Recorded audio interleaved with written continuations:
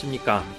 다문화, 다문화 정책, 다문화주의의 실태를 파헤치고 진단하여 그 진실을 국민들에게 알려드리는 우리문화사랑 국민연대 팟캐스트입니다.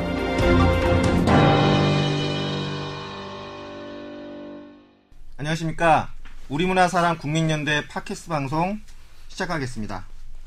이번 주도 시작하기 전에 간단하게 이제 요즘에 주로 이슈가 되고 있는 사건 하나를 말씀드리겠는데, 인물이 두 명이에요. 한 명은 이제 가상 인물이고 한 명은 실제 인물인데 말씀드릴까요? 자, 장그래라고 요즘에 미생 주인공 아시죠? 아주 악정고투 속에 그 고졸이면서 스펙이 하나도 없는데 어떻게 대기업 입사 낙하산 타고 들어가서 아주 악정고투를 하면서 살아남는 아주 눈물겨운 이야기의 주인공이 있고, 또 하나는 NS카야라고 뭐 우리가 한번 다뤘었죠.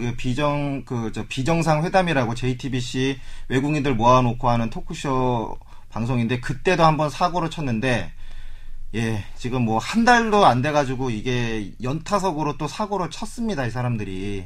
그러니까 결론이 뭐냐면, NS카야라는 외국인이 별다른 검증 과정 없이 우리나라의 방송계에 장그래라는 진짜 피눈물 흘려가면서 기회 한번 얻으려고 발버둥치는 이 비정규직, 뭐 외국인도 비정규직이긴 한데 기회를 너무나 검증 과정 없이 쉽게 얻은 기회에서 이렇게 방탕한 생활을 유지하다가 그 본 실체가 드러나서 이제 문제가 된 경우고, 제가 볼 때는 그 외국인과 한국인의 기회 불균등이 너무 심하다.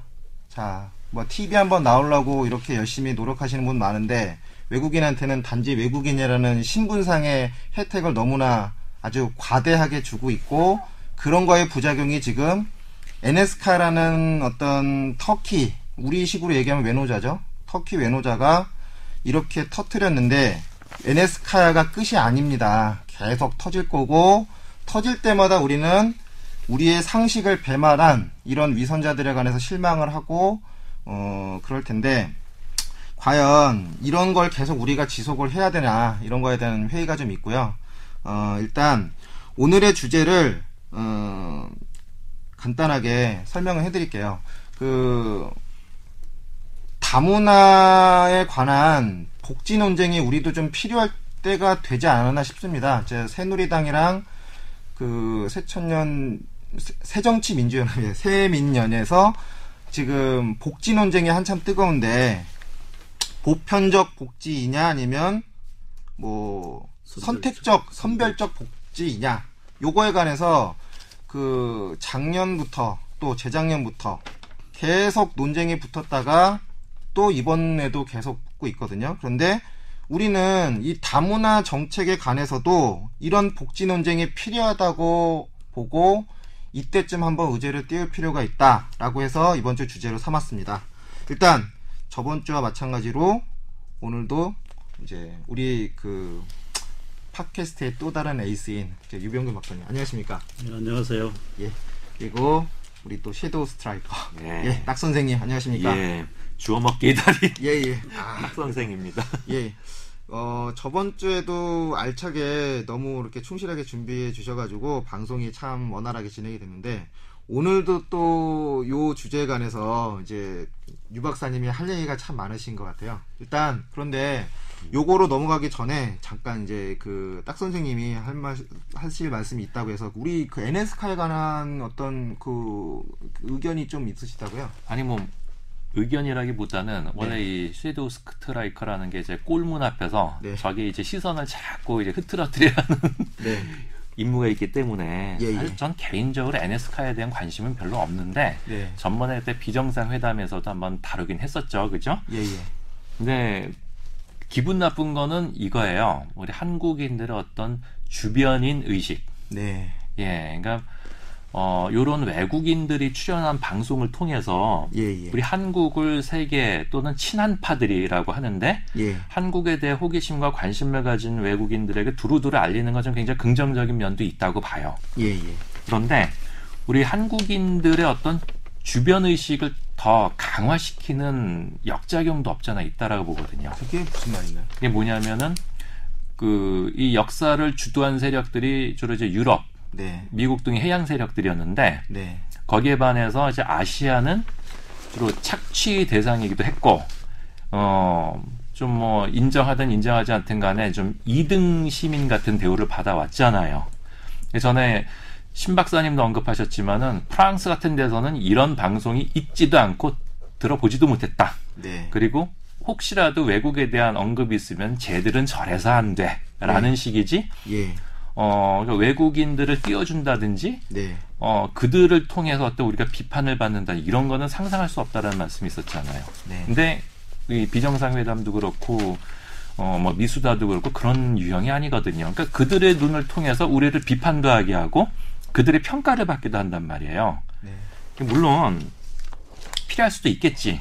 그렇지만은 왠지 그런 걸 볼 때마다 그런 걸 굉장히 귀담아 들으면서 때로는 아주 뭐 마음에 상처를 받는 경우도 없잖아 있겠고, 굉장히 좀 심각하게 듣는 우리들의 모습을 보면서 좀 어떤 주변 의식을 좀 느끼는 경우가 있어요. 뭐 굳이 뭐 그럴 필요가 있는가라는. 근데 요번에 그 NS카야가 그런 우리 한국 사람들의 어떤 의식을 확 깨줬죠.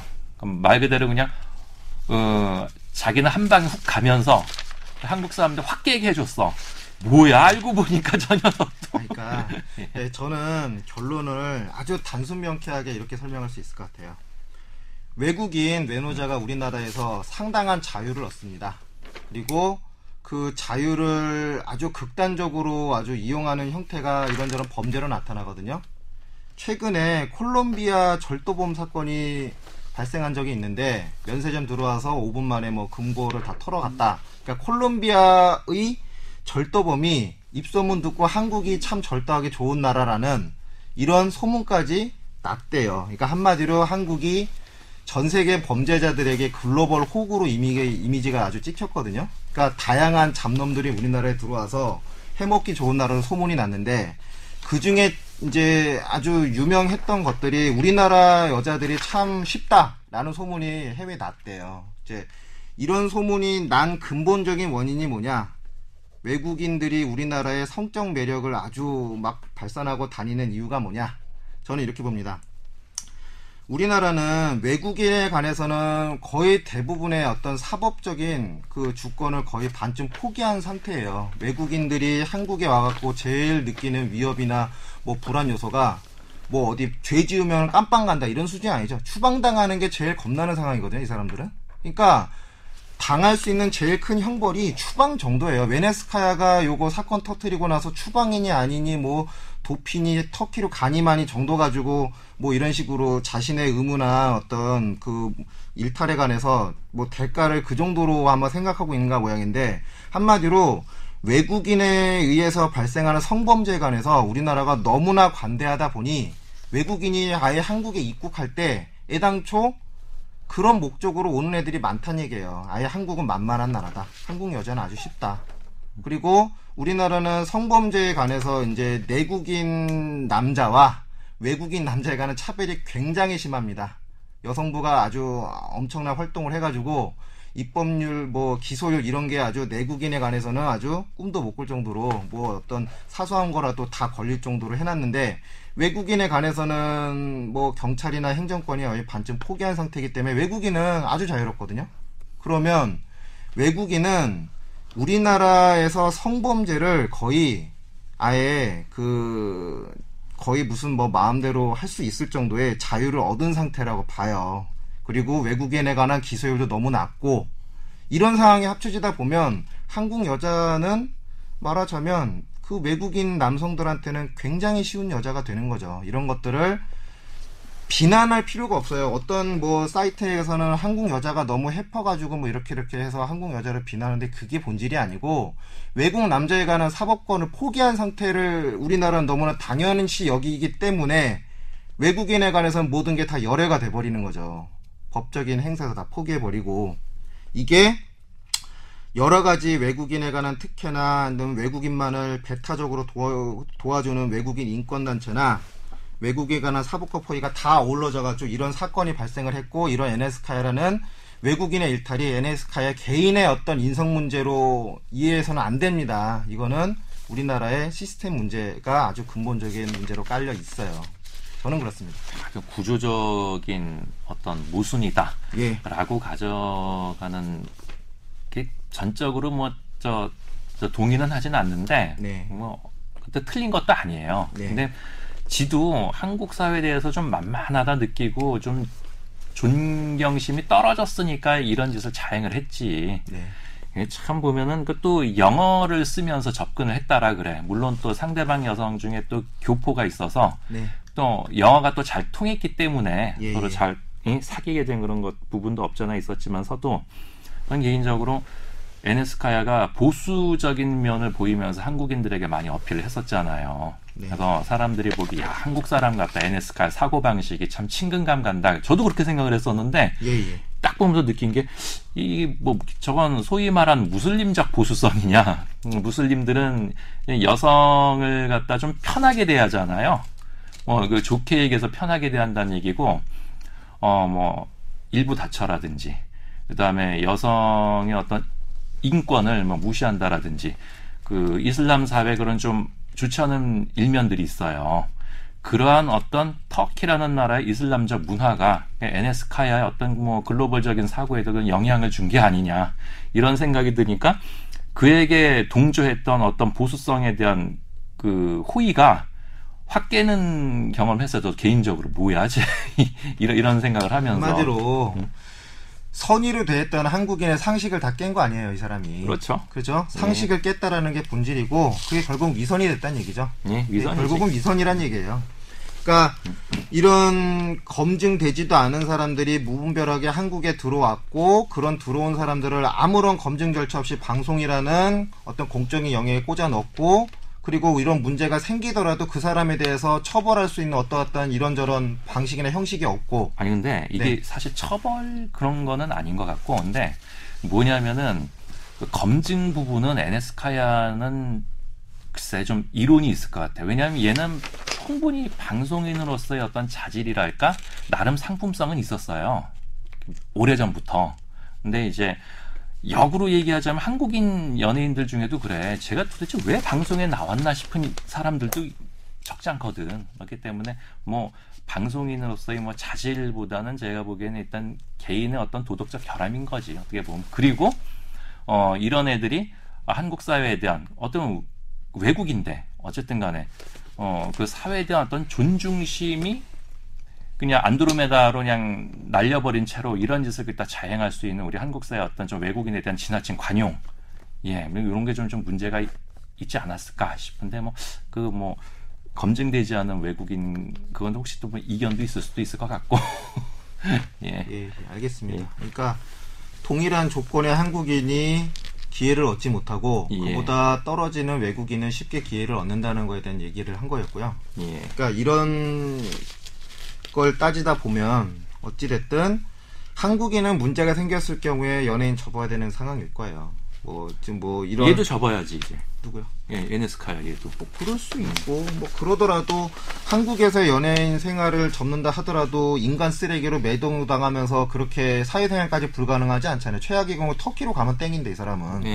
그러니까 외국인 범죄자가 아무리 한국에서 깽판을 쳐도 받는 처벌이 그닥 세지가 않다는 얘기예요. 이게 소문이 났다는 얘기예요. 얼마나 한국을 우습게 볼 수 있고 아마 집단에는 그거를 매력으로 승화해서 한국 여자를 꼬시는데 많이 잘 활용했을 수 있겠죠. 거의 있을 거예요. 그러니까 이런 분위기나 이런 사회 제도는 외국인에 관한 어떤 과도한 특혜를 주고자 하는 세력이 있고 제가 누누이 말씀드렸지만 이거는 진짜 외국인이 아닐 가능성도 많다. 이런 외국인의 특혜를 원하는 계층이 여러 가지가 있겠지만 제가 볼 때는 나중에 이거는 좀 특집으로 따로 다루기로 하고요. 오늘 주제로 빨리 들어가죠. 이것도 결국은 외국인에 관해서만 예외를 둘 것이냐 아니냐가 참 문제가 되는 본질이에요. 똑같은 건데 우리 국민에 관해서는 선별적으로 해야 되냐 복지제도 혜택을 주는 거를 아니면 골라서 줘야 되는 다 줘야 되냐 보편적으로 해야 되냐 이거 가지고 논쟁을 여당 야당이 하고 있는데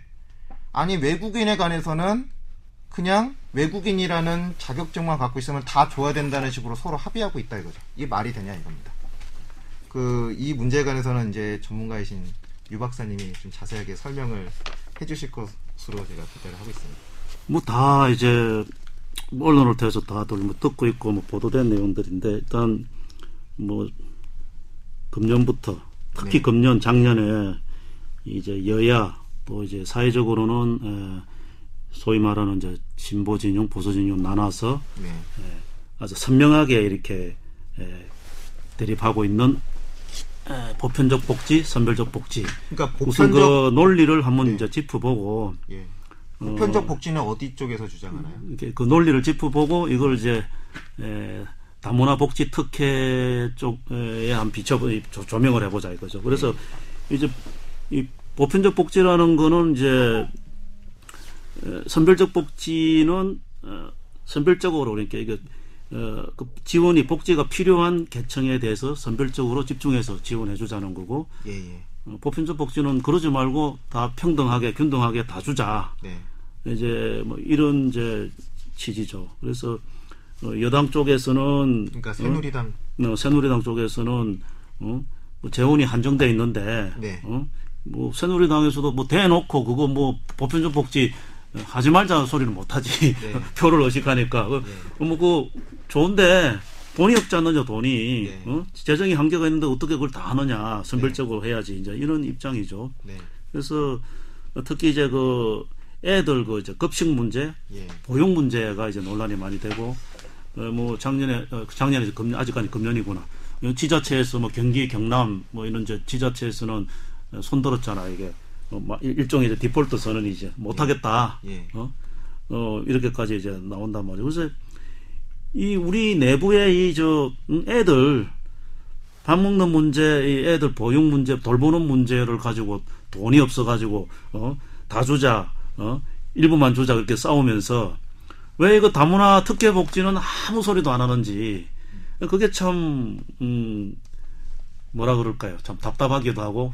괘씸하기도 하다 이거죠. 그래서 지금 다문화 쪽에 그 재정 지원되는 터붓는 재정이 뭐 공식적으로 여성가족부에서 운영하는 예산만 하더라도 뭐 중앙정부 1,000억, 뭐 지방정부 뭐 1,000억 한 2,000억 된다고 그러는데 사실은 그게 공공기금이라든가 그 다음에 일반 대기업들 민간 차원에서 지원하는 것까지 다 합하면은 내가 보기에는 뭐 조 단위가 넘는 금액이라고 보여집니다. 그 다음에 또 이게 뭐 직접적인 관련은 없지만은 이 공적 개발 원조 같은 거 뭐 이런 걸로 해서 이제 이 후진국으로 이제 나가는 그런 돈. 그 다음에 이제 이 국제 이런 이제 구호 단체들이 한국에 와가지고 우리 순진한 한국 사람들 이제 동정심 자극해서 걷어가는 이런 돈까지 하면은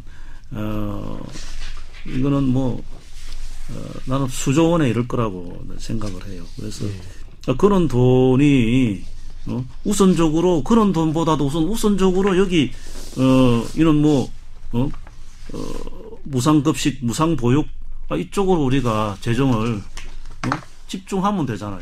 그쪽으로 들어갈 돈을 이쪽으로 집중하면 왜 이걸 가지고 이렇게 맨날 싸움질이나 하나 할 일은 안 하고 그게 참 답답하고 근데 논리가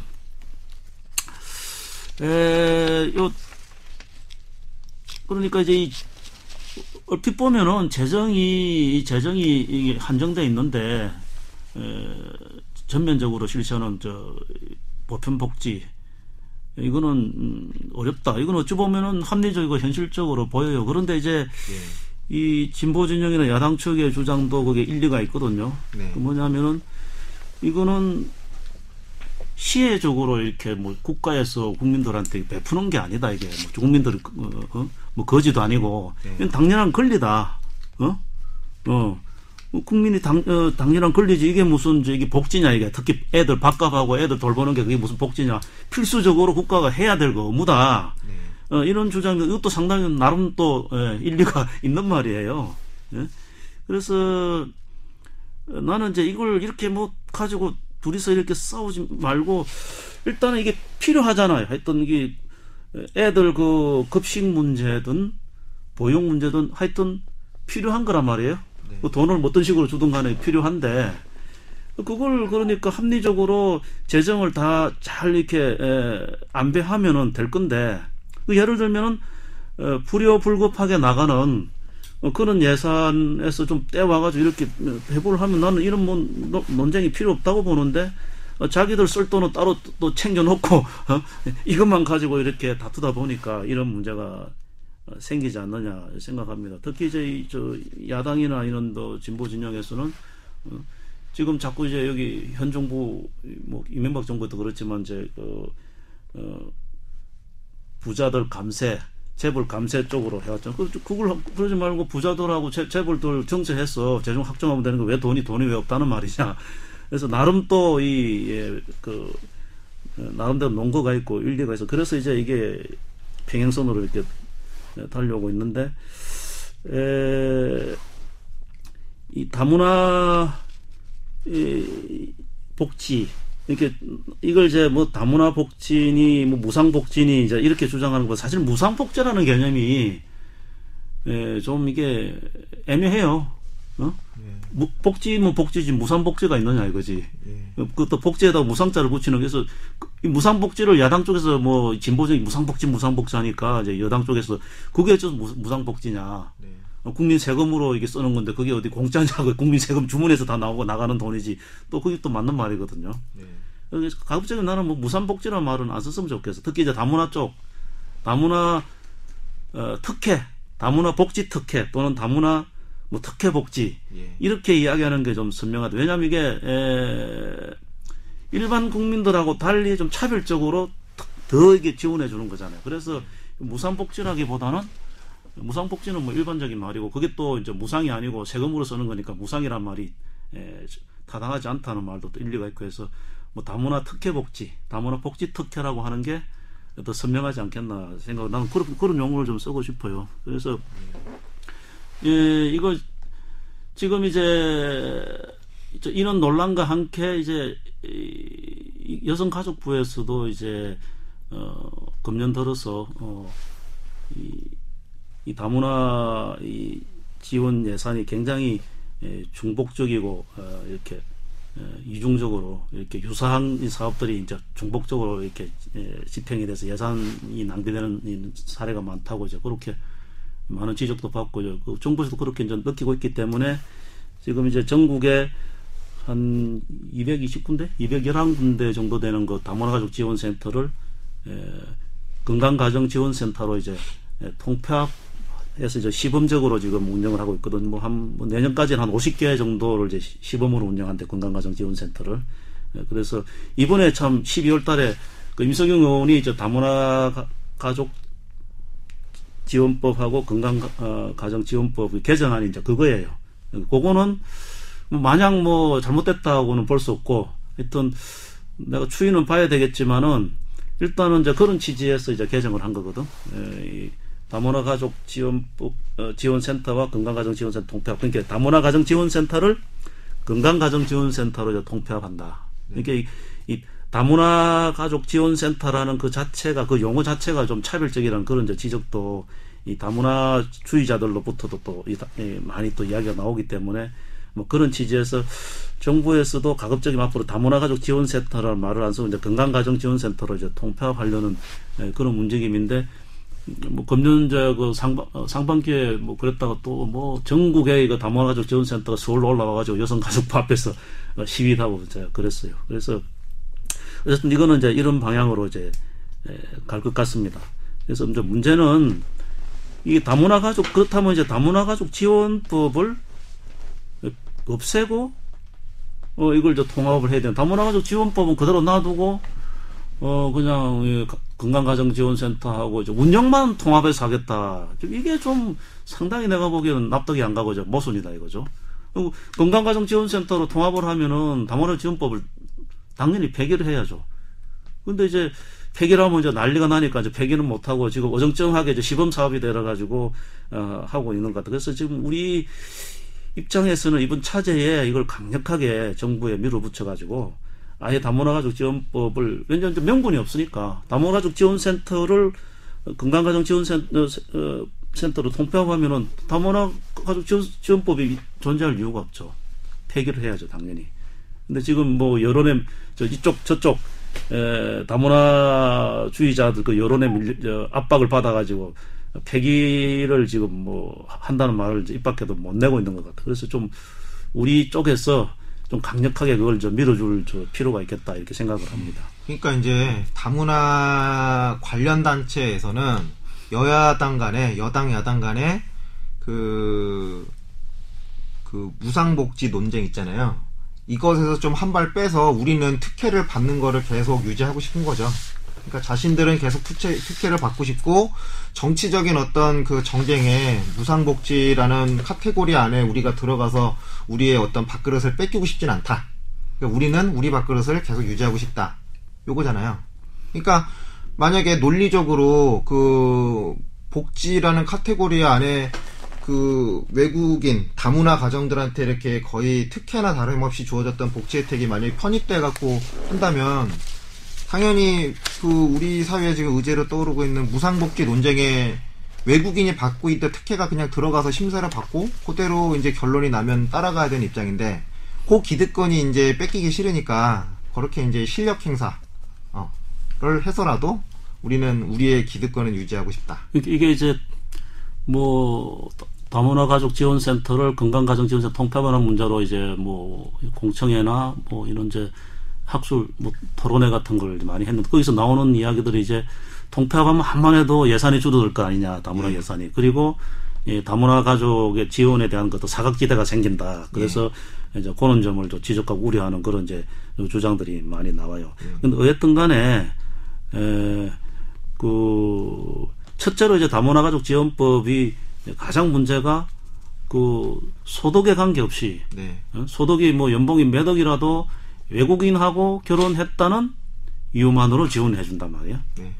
우리 한국인들은 그 기초수급자들 그 선정되려면은 양가 부모, 양가 가족 다 그 소득을 조사해가지고 엄격하게 하거든요. 그리고 지원해줬다가 또 소득이 변동이 생겨가지고 그 기준으로 이제 그 이상 그 소득이 올라가면 또 이게 지원을 또 철회하거든요.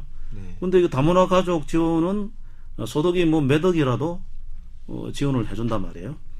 그렇기 때문에 이거는 명백하게 이거는 차별이고 헌법상 그 어떤 경제적으로 이제 특수계층을 형성해서는 안 된다는 그런 이제 헌법 규정에 이제 위반되는 거죠. 그래서 나는 이거를 이제 만약에 지금 이런 추세로 가서 다문화가족 지원법이 스스로 뭐 폐기가 된다면 뭐 다행이고 정 안 그런다면 이제 그를 기미가 안 보인다면 이거를 이제 헌법재판소에 이게 위헌법률 심판 청구를 해서 그런 이제 헌법재판소의 그 판단을 받아서 이걸 폐기하는 수순으로 가야 된다고 생각을 합니다. 그래서 이게 다문화가족 지원법이 만약 폐기가 되면은 그게 단지 뭐 다문화 가족 예산이 뭐 줄어들고 어쩌고 이제 그거보다는 상징적으로 굉장히 의미가 있다. 이게 대한민국의 다문화 정책의 하나의 그 근간을 이루는 게 이게 다문화 가족 지원법이거든요.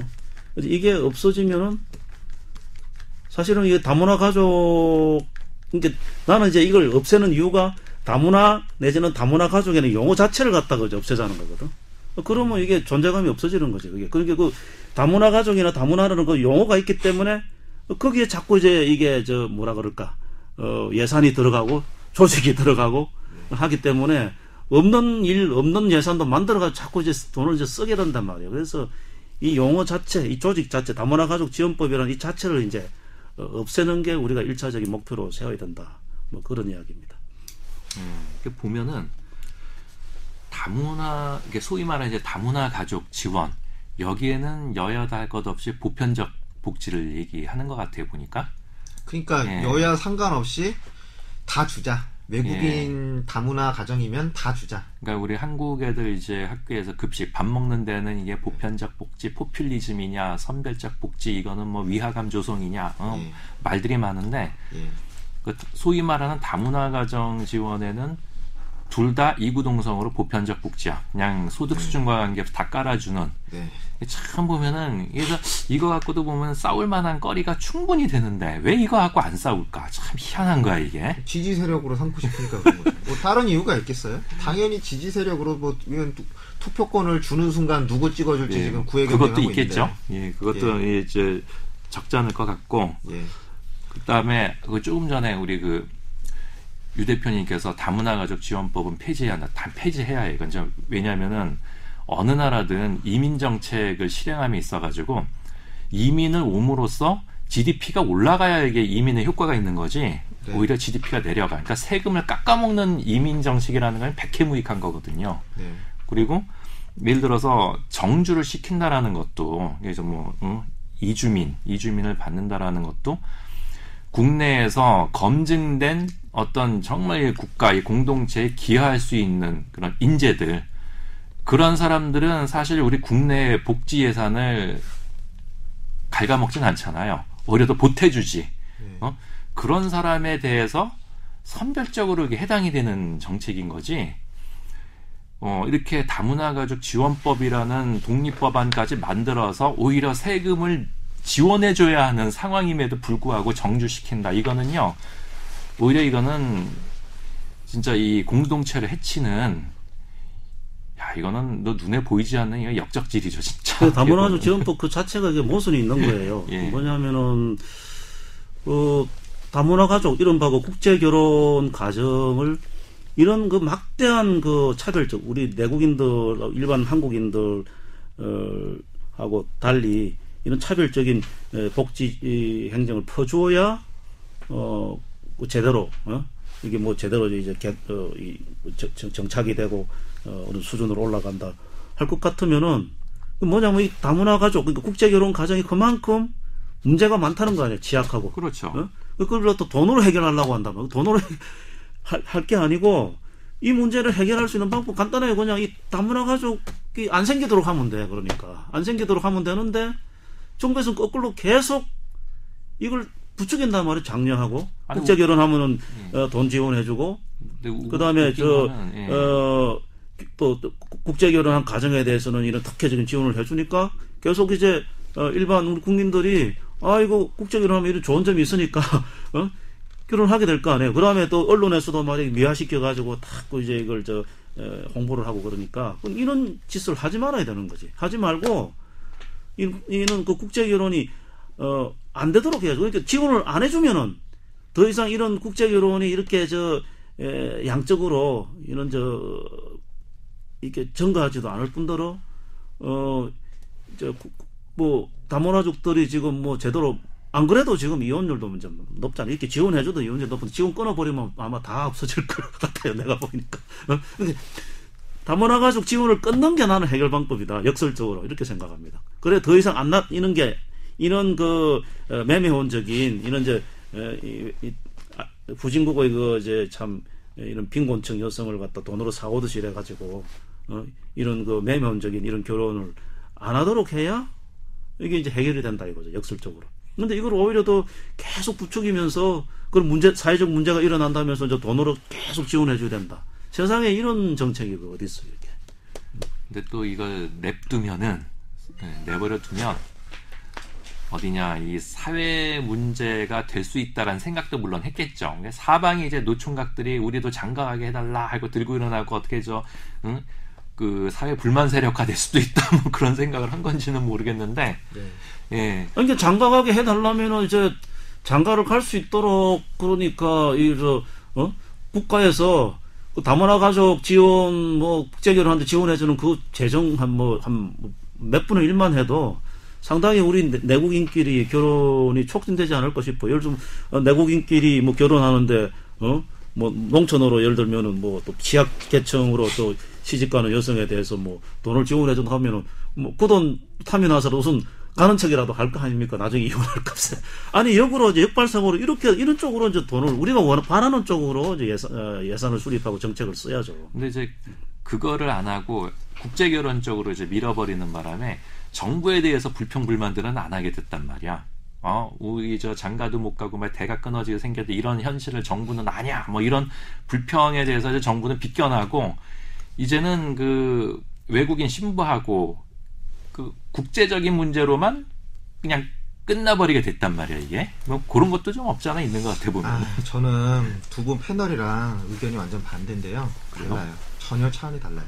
어떤 거냐면 좀 들어봅시다. 다문화 정책의 혜택을 지금 유 박사님은 이제 동남아에서 시집온 이민 그에서 온 동남아 그 애엄마들 뭐 이런 사람들 아니면 뭐 노동하러 오신 뭐 동남아 외노자들 이런 분이 수혜자라고 보시는 것 같은데 저는 처음에 출연했을 때부터 벌써 얘기는 다 했어요. 우리나라에 외국인 신분으로 사는 게 훨씬 편한 기득권이 많고 지금 그걸 단적으로 볼 수 있는 예는 재벌 3세쯤 가면 거의 대부분 외국인이에요. 캄보디아 국적 따가지고 세금은 캄보디아 기준으로 내고 혜택은 외국인 신분으로 다 누리고 외국인에 관한 무상복지 혜택은 사실은 우리나라의 기득권 엘리트 중에 다 누리고 있어요. 그러니까 걔네들은 국민한테 혜택을 더 줘서 복지 재정을 더 확대로 지출하는 게 싫은 입장인 거고 그러니 선별적 복지를 계속 주장하는 거고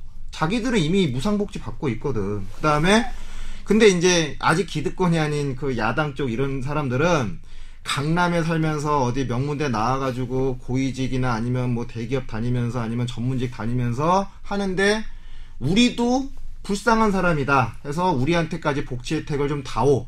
돈은 저기 재벌 회장님들이 다 내고 요게 부상복지예요. 보편적 복지. 그래서 소위 말하는 복지론을 비판하는 사람들이 얘기할 때는 이런 어떤 위선적인 행태, 자신들은 먹고 살면서 복지 혜택까지 무임승차하겠다고 하는 이런 이제 그 진보 쪽 사람들을 보통 강남 좌파 또는 강남 진보라고 욕하고 있잖아요. 결국은 이미 기득권의 혜택으로 이제 다문화 혜택으로 이렇게 포장지 씌워가지고 다 누리는 이런 쪽은 굳이 전 국민한테 혜택을 주고자 하는 마음 별로 없고 그냥 선별적으로 끝내자 골라가지고 그거이고 근데 그게 아니고 우리도 이제 좀 누리자 우리도 좀 불쌍한 사람 카테고리에 들어가서 우리도 좀 무상복지 혜택을 누리자라고 하는 게 야당 쪽 입장인 것 같고 저는 아주 돌려서 아주 좀 극단적으로 해석하면 이런 쪽인데 이 복지 논쟁이라는 것도 지금 그 이 다문화 쪽에 관해서는 아무 얘기도 안 하는 게 상당히 위선적이라는 얘기예요.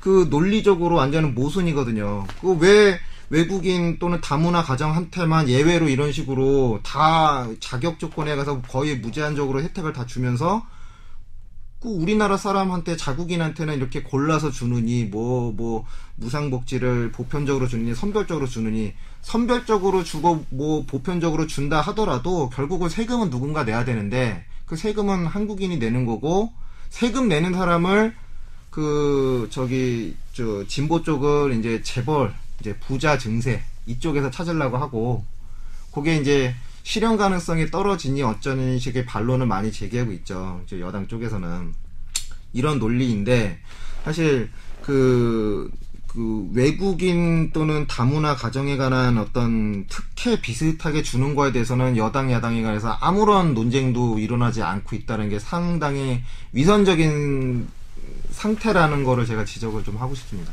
근데 또 사실 들어보면서도 일부 공감하면서도 일부는 이건 좀 아니지 않은가 하는 생각이 든 게 뭐냐면은 그 이중국적자, 그다음 뭐 교포 이런 부분은 그 재외동포법에서도 나름 그걸 근거로 해가지고 혜택을 받을 수 있는 부분이 있을 건데 여러분 돈 있고 빽 있고 많이 배우신 양반들이 그러니까 뭐 공공 서비스지, 그러니까 보육, 그러니까 보육 무상보육 혜택 좀 먼저 좀 받으려고, 뭐 그런 아니 그거는 그거 하나가 목적이 아니고 이런저런 모든 우리 사회의 그 혜택을 아까 저 먼저 얘기하시는 대학 진학이라든지 뭐 그런 데 있어서도 특혜를 아마 이 생각들을 할 수 있겠지만서도 하지만 그 다문화 그 가족지원법이라든지 이런 법안 이전에 이미 그런 종류의 어떤 혜택은 재외동포들한테 계속 있어 오지 않았나요? 재외동포라는 카테고리를 더 넓힌 거예요.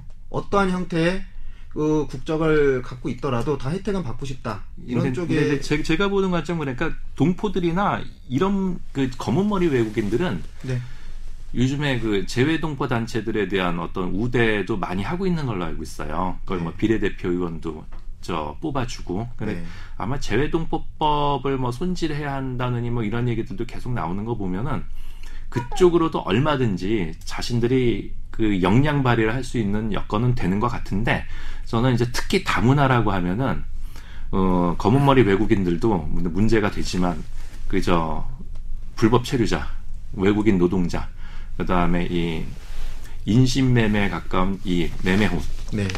그 기획된 국제 결혼들, 예. 이런 게 아무래도 주인 거는 맞다. 이건 우리 한국 사회에 굉장히 큰 눈에 보이는 데미지를 남기고, 여기에 어마어마한 국가 예산들이 다 움직이고 있기 때문에 현실적으로. 그런데 사실 그 검은머리 외국인에 대한 문제 제기하신 것도 틀진 않아. 맞는데 그들 때문에 뭐 다문화 관련 입법이 만들어져, 사실 그건 조금 저는 개인적으로 그렇게 동의는 안 해요. 뭐 네. 다문화 지원법에 의한 수혜 대상이 이중 국적자, 외국 국적을 가진 한국인들로 대상이 되죠. 그거는 다 됩니다. 맞는데 네. 방금 이제 우리 윤탁 사무총장 이야기처럼 그게 주는 아니다. 그것 때문에 이런 다문화 가족 지원 혜택이 정책이 수립됐다는 것은 아니죠. 이게 주고 아마도 이제 아까 방금 이야기한 대로 우리 DJ님이 이야기한 대로 제도권에서 정치권에서 자꾸 이거를 다문화 지원을 갖다가 자꾸 이런 걸 자꾸 만들어가 키우는 거는 이제 뭐 자기들한테도 손해가 없기 때문에 덕되는 거기 때문에 이제 이런 보편적 선별적 복지 이런 게 상당히 양쪽으로 다 모순되잖아요. 이게 다문화 가족 지원이라는 게 선별적 지원에도 이게 위배되고 보편적 지원에도 위배된단 말이죠. 그런데도 이게 양쪽에서 다 이게 문제를 제기 안 하는 건 그런 측면이 이제 있는 거죠. 그런데 완전히 의견이 틀리다 그거는 이제 아니고 그런 측면도 있어요. 있는데 주된 어떤 타겟이 그거지 그거야 분명한 거고. 저는 이제 특히 이 다문화 가족 지원법의 이제 문제는 뭐냐면 계속 이런 문제를 이제 악순환 시킨단 말이에요. 그래가지고 이게 이제 2세가 나오고 3세가 나오고 이래가지고 이 사람들한테 계속 이게 복지 재정이 대를 이어서 들어갈 것이기 때문에 그게 더 심각하다는 거지 사실은. 이 복지에 대한 문제도 그 여야 소위 말해 보수 진보 나뉘면서 어떤 계층별 헤게모니 싸움 내지는 진영 논리로 자꾸 가잖아요. 근데 저는 개인적으로 보면 아마 우리 단체도 그런 성향이 좀 있습니다만은 공동체를 아우르는 어떤 정신이랄까? 그런 쪽에 먼저 방점을 두고 이 복지라는 것도 좀 생각을 해야 한다라는 그런 고민을 항상 합니다. 보면은 물론 어려운 계층들을 위해서도 복지가 필요하지만 기본적으로 이 복지라는 거는 그 사회 전체가 건강해야 하는 거예요. 그죠? 그 건강을 유지하기 위해서 이 복지 정책이라는 거 있는 건데, 라고 하면은 이게 여야 그렇게 선별적이냐 아니면 보편적이냐 나누지 말고 이 장점을 갖다가 다 같이 아우르면서 우리 공동체가 좀 건강할 수 있는 방법을 좀 찾아야 한다라는 얘기죠. 근데 그런 측면에서 봤을 때 이 다문화 가족 지원법이라든지 이런 식의 어떤 그 제도는 우리 공동체를 해칠 수 있다. 그런 측면으로 저는 생각을 하는데, 이 자체가 차별이고, 예, 그렇죠. 구분 짓는 거기 때문에 이게 차별이지. 이게 예. 이자스민 의원이 잘 쓰는 말 있잖아요. 차별은 차별을 낳는다. 이게 다문화 가족 지원법이 차별을 낳고 있죠 지금. 그러니까 본인들한테 유리하면은 건 차별이 아니라 지원이 되는 거고 불리하면은 이거는 차별, 이런 식이면 안 되고 공동체 전체의 건강을 생각한다면 이런 식의 입법은 되면 안 되는 거예요. 이게 이제 사실 다문화 가족 중에서도 이런 차별적이고 불합리한 이제 다문화적 지원 제도에 대해서 비판을 하는 이런 목소리도 있어요. 최근에 이제 이게 지난 11월 28일자고 조선일보에 나온 이제 칼럼인데, 조희라는 이거 영어 학원장을 하는 분인데 이분이 아마 외국에서 살다가 이제 아마 남편이 아마 외국인인 것 같아요. 그래서 이제 한국에 들어와서 이제 상당히 여기도 잘 사는 집 같아. 이 사람이 여유가 있는 집인데, 그래서 이제 어린이 그 보육 혜택을 특별히 다문화 가족이라는 이유만으로 특별히 자기한테 더 혜택을 주는 게 자기는 굉장히 부담스러웠고 공평하지 않았다고 생각했다. 그래서 그 구청에다가도 그런 이야기를 하니까 그 공무원이 뭐라 그러냐면, 야, 이거는 그 법에 국가가 이렇게 주는 거기 때문에 우리가 어쩔 수 없다. 받아라. 뭐 이렇게 이야기를 하더라. 그래서 이제 뭐 그런 그 어떤 칼럼을 썼어요. 그래서 이게 상당히 불합리하고 공평하지 않고 받는 나도 이게 불편하다 이거죠. 그래서 이런 거는 잘못됐고 이거는 좀 이렇게 바뀌어야 된다. 뭐 이런 또 옛날에 또 한 2년 전에 그 잘을 그 고마츠 사야카라는 그 일본 여자가 사야카. 그 한 달에 그 39만 원 그 보육료 주는 걸 지원을 거부를 했죠. 이거는 엉터리 선심성 있는 정책은 이거는 아니다. 더 어려운 그 집안 애들한테 이게 지원이 돼야지. 내 같은 사람, 여유 있는 사람들이 왜 이걸 지원을 받아요? 스스로 이제 이런 양식 있는 다문화 가정의 그 주부들은 이런 목소리를 좀 양식이 없는 다문화 가정의 주부들은 39만 원 그냥 받는다는 얘기잖아요. 그렇지. 그냥 받고 있는 거지. 예, 받고 있습니다. 받고 있다는 얘기예요. 제가 아까 말씀드린 얘기 그 얘기예요. 네, 양식이 없다라기보다는 그냥 보통 사람들인 거지. 뭐 무슨 양식이 없는 사람들도 있고. 주니까 받는 거지. 누가 주는데 안 받을 사람이 100에 1명에 해당한 사람이 그 다문화 가정 그 분인 거고, 대부분은 아무리 그 사람이 무슨 뭐 이렇게 대단한 심성을 갖고 있다 하더라도 누가 주는 거는 그냥 인지상정 받아요. 그게 이런 거예요. 그게 당연하다 생각하면 그게 문제인데. 그러니까 이게 굉장한 문제가 되는 게 뭐냐면은 그 보편적 복지를 얘기하든 선벽적 복지를 얘기하든 국민을 길들이는 수단으로 쓰면 안 되는 거예요. 복지 정책을. 그러니까 노예로 만들면 안 되는 거거든요. 그러니까 일반 아무 생각 없는 사람들 그냥 그 39만 원 그냥 받는다라고 지금 뭐 웃으면서 얘기는 했지만서도 아까 그 사약가 그분하고 이 조희 씨는 굉장히 민주사회에 아주 자주적인 의사를 가진 주인의식을 가지신 분들인 거예요. 그러니까 내 나라에서 세금을 걷어가지고 돈을 집행하는데 주인 입장에서 봤을 때 이건 잘못됐다. 오너십으로 봤을 때라고 해서 과감하게 자신들에게 주어진 혜택을 거부할 수 있는 이런 자아 존중감을 가지신 분들이거든요. 근데 그렇지 않고 그냥 주니까 이게 웬 떡이냐 그냥 받아 먹어. 내가 뭐 여유가 이렇게 없지도 않음에도 불구하고 이거는 다 보면은 본의 아니게 국민들을 다 이 노예 근성을 길러주는 거야 이거는. 그러니까 그 순간만큼 내 주인인 걸 포기하는 거지. 그냥 노예로서 그냥 만족하는 거야. 너무 이게 확대 해석해서. 아니 그게 복지라는 건 그런 거예요. 복지는요 주인된 이 주권자들한테 그들의 주인 의식을 함양해주기 위한 밑밥이 돼야지 그들을 길들이는 수단이 되면 안 되는 거예요. 그러니까 예를 들어 이런 게 있거든. 자유주의에서 얘기하는 것도 진정한 민주주의는 기본적으로 물질적인 토대가 됐을 때 이 정신이 발양이 되고 제대로 된 민주 정치를 할 수 있다라고 그래요. 그래서 민주 정치는 반드시 그 물적 토대를 요구를 하거든. 근데 그런 측면으로 복지를 생각을 해야지. 그러니까 주인을 주인답게 세워주기 위한 복지가 돼야지. 이런 식으로 대다수 그냥 이거는 나는 안 받아도 되는 돈인데 이거 받네. 그렇지만 나한테 유리한 게 입 닫고 있어야지. 이런 식으로 다 노예를 만드는 복지는 이거는 국민들한테 공동체 죄를 짓는 거지. 그런 측면에서 이 다문화 가족 지원법은 이거는 오히려 국민 총화를 공동체 의식을 해치고 주권 의식을 약화시키는. 우리나라에 와가지고 이제 한참 이 사회에 적응하면서 애정도 갖고 말이지. 한국 사람이 돼야 하는데 오히려 기회주의적 근성을 길러주는 아주 안 좋은 악법이라고 생각을 하는 거죠. 뭐 법적으로 우리 헌법상으로도 이게는 완전히 명확하게 차별이고 이제 위헌적인 다분히 위헌적인 요소가 있어. 그래서 뭐 여론도 지금 내가 그 두 사람을 예를 들었지만은 금년 뭐 한 2년 전에 뭐 이런 생각을 하는 뭐 사람들이 다문화 가정들이 뭐 여러 명 있을 거 내가 또 직접 만난 사람도 이제 그렇게 안 받고 있더라고. 이게 독일에서 온 아줌마인데 남편이 독일 남성이고 한국에 있는 독일 지사에 이제 근무를 하는데 역시 연봉이 뭐 억대 이상 된다고 이 사람도 안 받아 자기는. 그렇지. 이게 이런 사람들이 있다고. 그래서 안 받는 게 고마운 게 아니고요.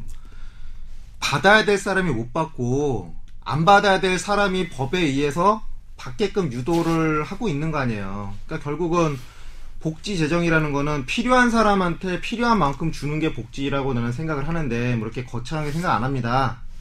돈이 필요한 사람한테 필요한 만큼의 어떤 그거를 필요한 만큼 주는 게 복지고 필요한 사람을 제대로 구별해 내지 못하고 있는 모순이 있다는 얘기예요. 필요하지 않은 사람한테 필요 없는 만큼의 돈을 그냥 준다고 하는 게 받은 사람이 그냥 받을 수도 있지만 자신들은 자존심 때문에 이건 못 받겠다라고 하는 게 마치 미담처럼 회자되는 것 자체가 모순이란 얘기예요. 아니 그걸 뭐 미담이 아니고 내가 이야기하려고 하는 거는 이런 예를 드는 거는 뭐 미담 소개가 아니라고. 뭐냐 하면 이제 이게 주류 언론에까지 이렇게 이게 등장을 할 정도면은 지금 두 사람이 소개됐지만 한 2년 새 상당히 많이 있다는 거예요. 그러니까 이 빙산일가 그러니까 우리가 할 일이 뭐냐 이게 앞으로 이 시점에서 이런 걸 계속 이런 걸 갖다가 이제 우리가 하나의 그 농고로 들면서 여성가족부나 뭐 기획재정부에다가 다문화가족 지원법을 폐기하라고 우리가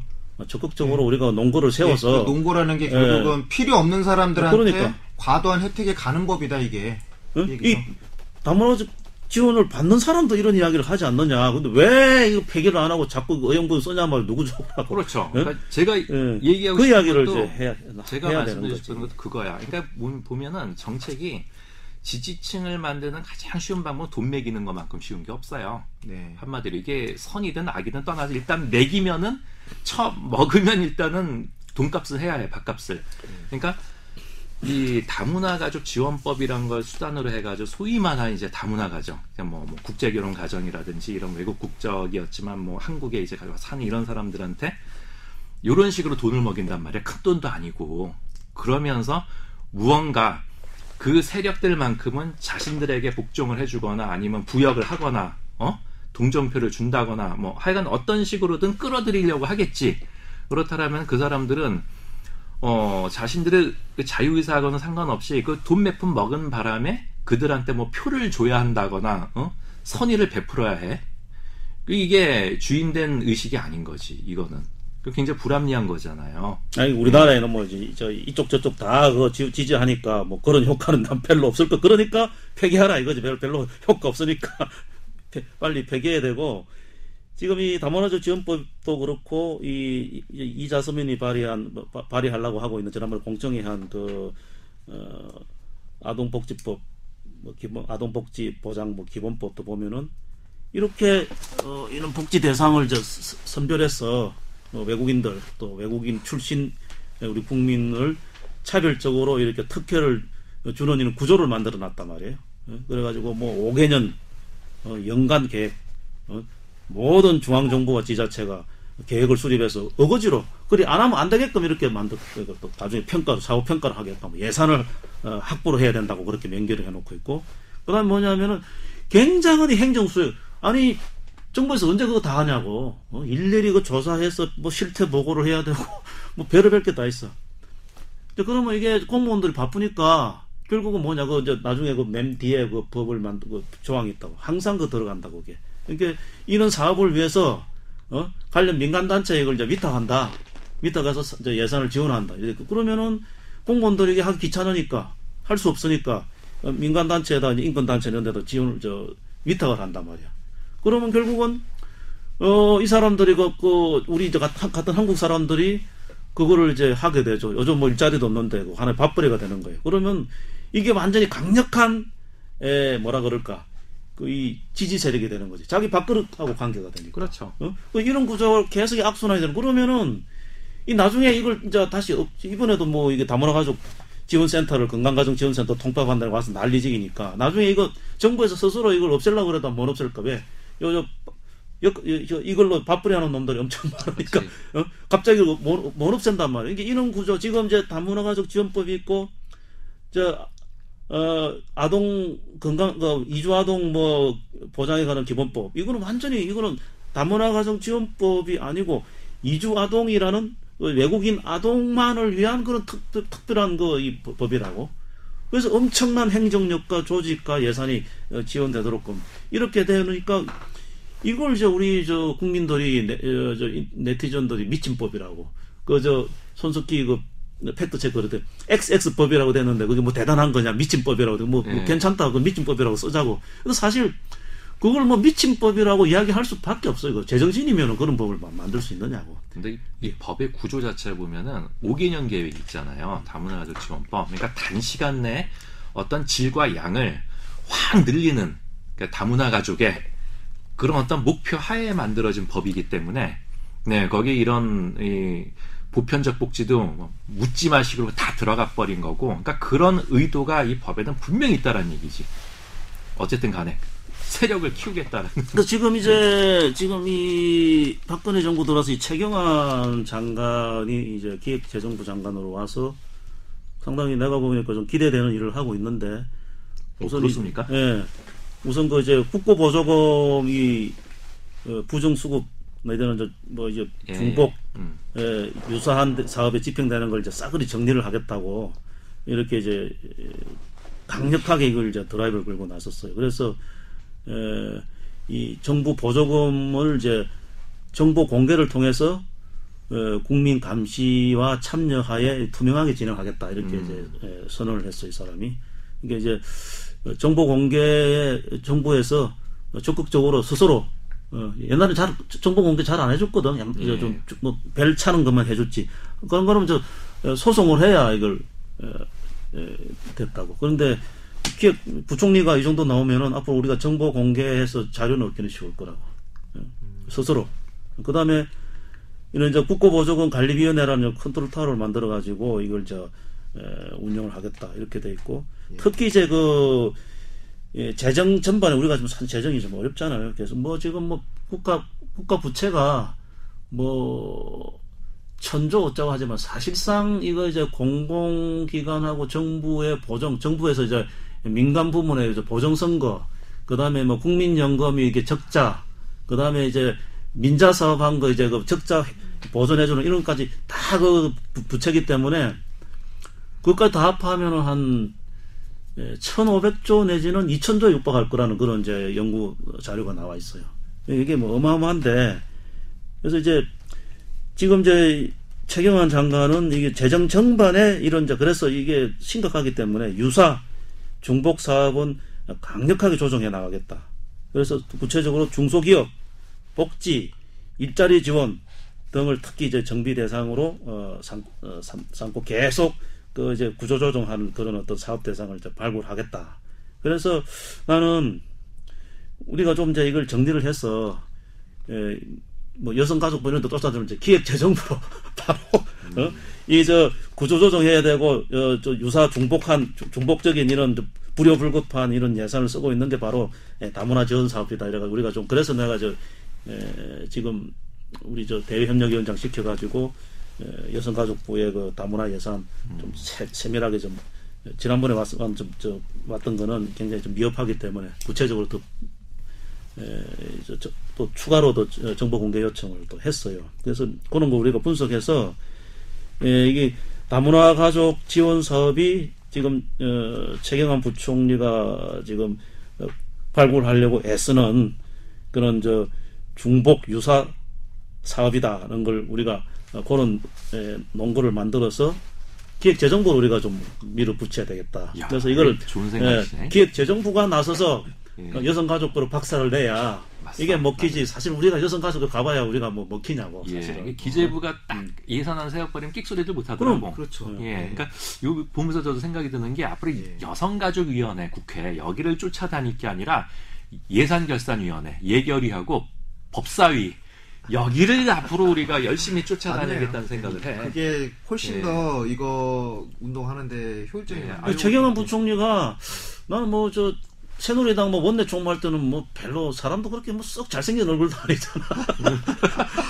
뭐 좀 인상도 말이야 좀. 아니 그런 말씀하시면 안 되지. 얼마나 미남이시냐고. 결론이 그렇게. 아니 이거 부총리 되고 나서 하는 일이 괜찮아. 마음에 들어. 응? 그거 참 마음에 드네. 여기에 우리가 이 편성해서 이 기회를 놓치면 안 돼요. 이 최경환 부총리 체제에서 우리가 뭔가를 우리가 원하는 바를 얻어내야 됩니다. 우리 문사연의 뉴페이스들이 정말 굉장히 연구들도 많이 하시고 이 좋은 의견들도 많이 좀 주시고 계신데, 자 들으셨죠? 이거 좀 연구들 좀 같이 머리 맞대고 좀 해보세요. 그리고 우리 그 회원들 중에도 이런 말씀들이 있죠. 이게 이런 법안이 자꾸 생기고 말이죠. 어떻게 그 물타기를 한단 말이야. 사회 여론에. 그런데 여기 있어갖고는 좀 용어 정리라든지 항상 우리가 자주 하는 얘기지만은 개념을 혼란하게 만드는 그런 요소들이 많이 있었어요. 그래서 이제 뭐 이주 노동자 하면은 뭐 외국인 근로자 또는 외국인 노동자라고 정확하게 얘기해라. 뭐 이주 여성 하면 국제결혼 여성, 이주 아동 하면 외국인 자녀, 다문화 가정 하면 이제 국제결혼 가정이라고만 얘기하기는 좀 그러긴 해. 그죠? 네. 예, 좀 일률적이진 않지만은 이런 식으로 예, 용어만큼은 좀 제대로 네. 그 정리를 해야 한다. 이런 의견을 올려주신 우리 회원도 이제 계시고 하거든요. 지금 뭐 저번 주에도 잠깐 했었던 저번 주인가요? 네. NS가야. 예. NS가야가 애가 3명인가로 알고 있는데 다 다문화 가정이고 예. 무상 보육, 무상 복지 혜택 다 누리고 있겠죠. 돈 많이 벌겠네. 돈도 많이 벌면서 방송 한 번 하면서 광고도 많이 찍었잖아요. 예. 아 그런데 외국인과 결혼했다는 이유만으로 혜택은 무상으로 주는데 우리 그 기재부 장관 최규관 장관님께서 잘 이제 그 최노믹스라는 게 이제 아예 고유명사가 돼서 성공을 상징하는 어떤 뭐 이런 대명사가 되려면 예. 이렇게 낭비되는 요소를 줄여야 되지 않겠습니까? 이렇게 저기 또 한 가지 우리가 저 지금 다문화 문제 이제 두 가지 축이 있잖아요. 국제 결혼하고 외국인 노동자. 네. 근데 지금 이제 이 최경환 부총리가 얼마 전에 성남 그 인력시장 새벽시장에 가가지고 그렇죠. 맞아요. 그 일용 근로자들로부터 이제 강곡한 목소리를 들었다면 제발 외국인 노동자 좀 그만둬 우리가 좀 굶어 죽겠다고. 그래서 뭐 이제 내가 우리 회의실에도 그걸 올려놨잖아요. 그래서 아마 경기도지사도 같이 갔었죠. 문제를 이제 인식을 했을 거고 또 이제 얼마 전에 강주에서 그 일용 근로자들이 또 대규모 또 시위를 했잖아요. 외국인 노동자 제발 좀 쫓아내라고. 그래서 건설직들. 사실 왜 이 사람들이 좀 진작 이런 목소리를 안 냈을까? 한 10년 전에만 이런 목소리 내고 좀 세게 좀 밀어붙였으면 상황이 이렇게까지는 안 됐을 건데 하여튼간에 모든 여건이 우리 문사위원이 좀 바라는 대로 좀 여건은 잘 좀 예전과 같지 않게 조성되고 있다고 봐요. 그래서 이 시기를 이 분위기를 우리가 10분 활용해서 내년에 외국인 노동자 문제, 이 다문화 가정 문제 이걸 갖다가 좀 다 여건이 괜찮아요 지금. 그래서 우리가 좀 바쁘더라도 다들 좀 일을 나눠가지고 이게 문건을 만들고 자료를 분석하고 해서 적극적으로 이렇게 정부로 좀 뛰면 정부나 국회로 좀 뛰어다니면은 뭐 좀 내년에는 좀 좋은 성과가 나지 않을까. 저도 그렇게 생각이 드는 게, 이제 맥을 탁 집었잖아요. 여가위, 복지위가 아니라 예결위와 법사위. 거기가 제일 핵심인 것 같네요. 아니, 돈줄을 쥐고 있는 사람들한테 얘기해야지 이게 솔직히 먹히지. 솔직히 여가부나 이런 쪽은 다 돈 쓰는 조직 아니에요. 그러니까 돈 달라고 이렇게 하는 조직이고. 자기들 스스로 자기들 밥그릇을 줄이지는 않지. 그렇죠. 그 사람들한테 자기 밥그릇을 각고의 뼈를 깎는 노력으로 줄여라 그러면 줄이겠어요. 자기들 그 인력이 지금 다 밥 먹고 사는 직장인데. 자, 요 정도로 지금 다뤄봤는데, 이제 뭐 이걸로 해서 정리가 아니고, 이걸 계기로 해서 우리는 보다 이쪽에 집중을 해서 문제 해결하는데 노력을 더하겠다라는 선언이라고 저는 생각합니다. 일단 이 무상복지가 그 당쟁, 그냥 뭐 정파적인 이해 이쪽이 아니고, 우리 사회에 정말 제대로 된 뭐 그 복지 논쟁을 끝내려면 사실 외국인 또는 다문화 가정까지 다 같이 넣어서 합리적으로 생각을 해서 옳은 결론을 내야 돼요. 그러니까 다문화 또는 외국인이라고 언제까지 예외로 빼놓고 할 겁니까? 이건 안 되거든요. 일단 여기까지 마치고 다음 주에는 더 충실한 내용으로 다시 뵙겠습니다. 감사합니다. 감사합니다.